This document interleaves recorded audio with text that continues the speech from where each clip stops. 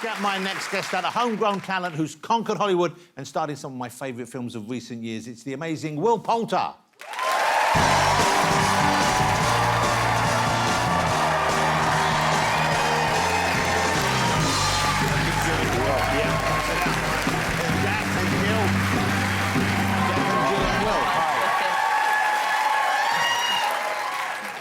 Will, it's great to have you here. Thank you. You're a big football fan, aren't you? I'm a huge football fan. OK, yes. Before we say, can you guess, can you tell from looking at someone who they support? No. Oh. He did say that he follows football, though, but if I'm looking at him... And I'm an England fan first, I just want to be clear about that. Get out of Are the way. you a happy supporter this season? That might be a clue. Oh, Jill, I was happy for a long time until injury struck in a pretty major way. OK. And it feels like there's one particular rival who's Do you running away live with in it. London? I do. Is it Manchester United?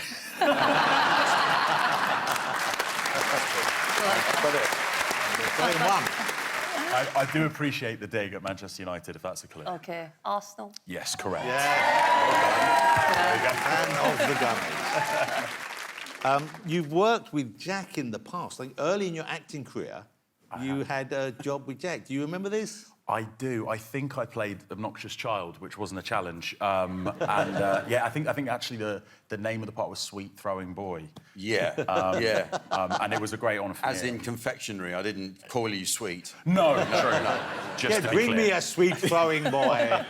And this was in your sitcom, wasn't it? You wrote as Yeah, well. Lead Balloon, and it was a Christmas special, and I've only discovered this as well, that I was in a pantomime in the Christmas special, and we had to have kids who decided to throw sweets at me. At you, not everyone else in the cast, just you. Just me, yeah, just me. And I had a load of pictures of awful-looking children, and I thought, that is got to be him, surely.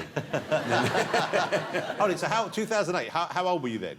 I would have been 15, 14. 15, 14? Like yeah. OK, so, but you're playing younger, I guess. I think so, yeah. Yeah. Yeah, maybe a little bit younger than that. Are you one of those kids who hit puberty, like, when he was 22? Last year. Yeah. So, we have a clip of this. Have you seen this at all recently? Not for a long time. OK, this is great. You both look very different. Have a look at it.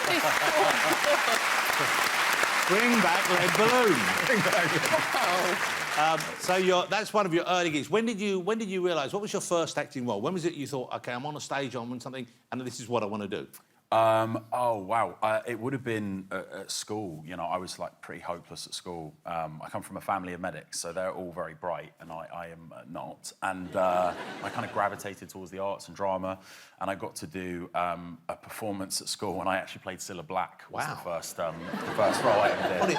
Yeah. What school production has Cilla Black in it? It's a good question. It's a good question. I don't know what they thought they were doing, putting on Blind Date, but they did.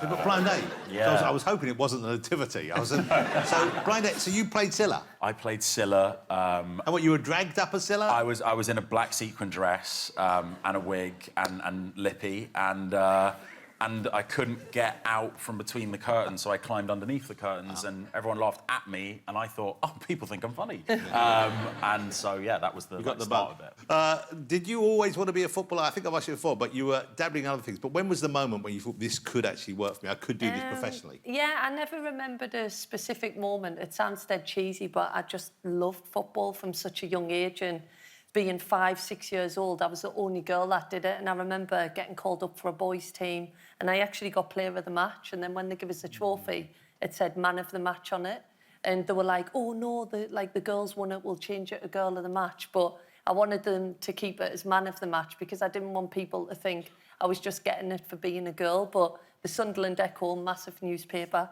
actually printed an article, so I was 6 years old, and it was like, Jill is proud to be a man. Like, wasn't the best headline, but I kind of realised what world I was going into. But I just loved football, just loved it. Will has been in kind of every kind of movie. I mean, your career, it's hard to pin down because you've done a little bit of it. You've done lots of indie work, lots of big budget work, comedy, drama, horror, war, and so on.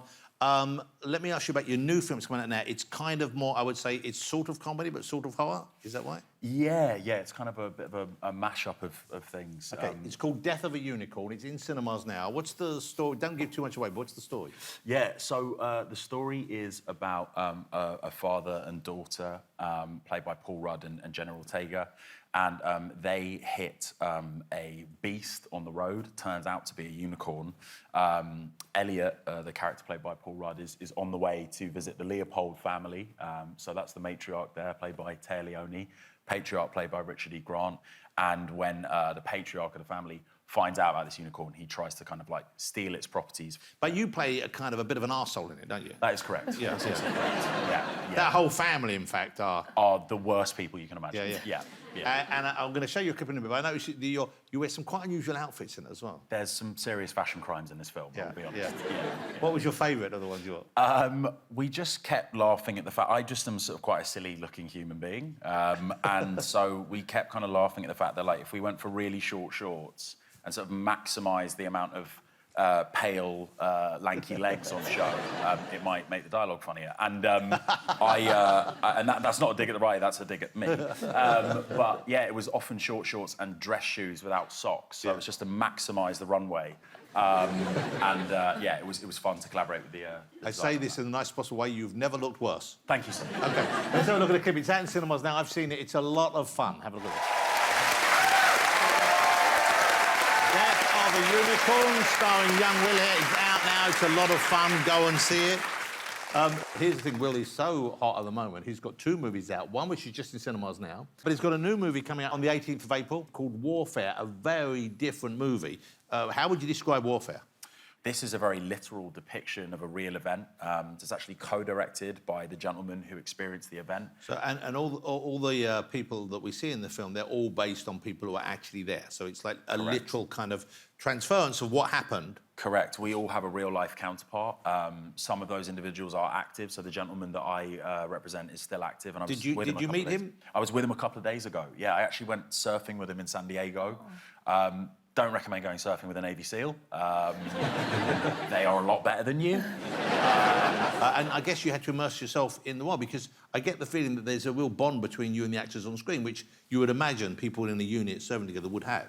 Yeah, absolutely. And I mean, you'll notice all too well, Jill, you know, like when you train, you know, with a group of people, you know, you stand to bond with each other. We all got incredibly close in a really short period of time. And but we were taken through training by our co-director, Ray Mendoza, and he took us through the boot camp.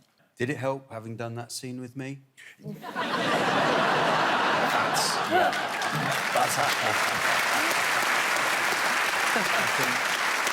Yeah, they asked for a reel, and I sent that. And that's how I got the role. I'm not surprised. It's just a delight to know that I've been a mentor. Thank you. And that now we're seeing the results. You don't need to thank me, but I'm just happy that it would be nice if you did. Like that.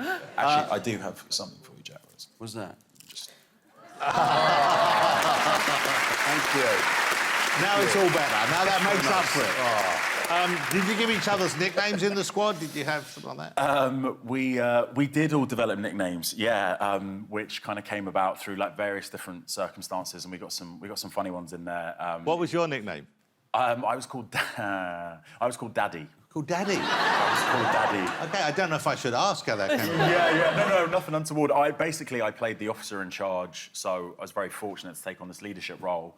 But mostly because I was sort of getting on to lads about, you know, getting in the van on time, making sure they were waking up, had they eaten, you know, laundry day. And really, part of the reason I was so motivated to make sure they were kind of aware and doing all those things was you don't want to have to answer to a Navy SEAL instructor if anyone's late. No. Yeah. So they'd rather answer to Daddy. I think so. Yeah.